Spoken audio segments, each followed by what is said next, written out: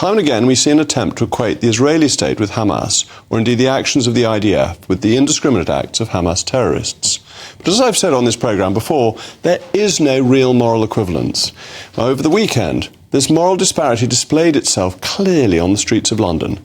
A pro-Palestine march took place in which 100,000 people were on the streets in support of Palestine. Now, most of these, the vast majority of these, were peaceful and merely exercising their legitimate right to protest.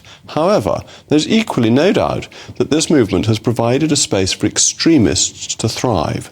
A rally was held by the known Islamist group Hizb ut-Tahrir, in which the speakers called for jihad. The only solution is jihad by the armies of the Muslim countries. Not by you, me, who we. What training do I have? There are people with arms in Egypt, in Pakistan, in Saudi Arabia, in Jordan, across the Muslim world. You might say that this is just a few fringe actors, but if you brought the picture out, you could see from the footage that there were hundreds of people present. Hizb ut-Tahrir's stated aim is the re-establishment of the caliphate and the global enforcement of Sharia Islamic law. A figurehead for the group was called Hamas terrorists' heroes.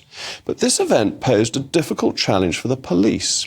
As the Metropolitan Police statement said after the event, the word jihad has a number of meanings, but we know the public will most commonly associate it with terrorism. Specialist officers have assessed the video and have not identified any offences arising from the specific clip.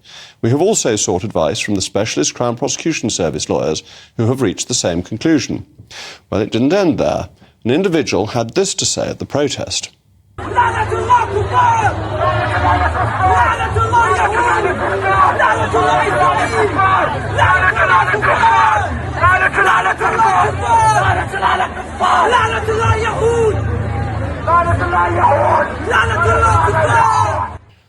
Originally, the Metropolitan Police released the following statement. The flags in this photograph are not those of ISIS. They are the Shahada, which is a declaration of faith in Islam. ISIS flags may appear similar, but are not the same. We have specialist officers with knowledge of flags working on this operation to assist with these assessments.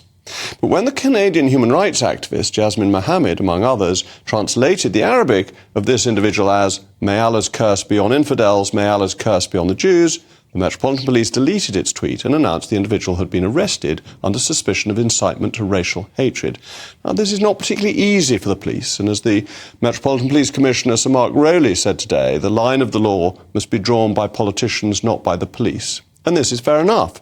We're always discussing on this programme the balance between free expression and counter-extremism laws. But make no mistake about these individuals, their flags and their chants. They are Islamist extremists. Meanwhile, on Sunday, a vigil was held by the British Jewish community calling for the return of hostages.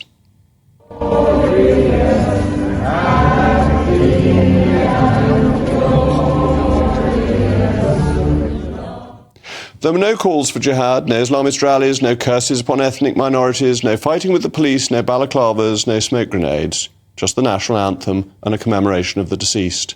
But in any movement, there is a duty to draw a line around the extremists who feel empowered by it, to expose them and to root them out.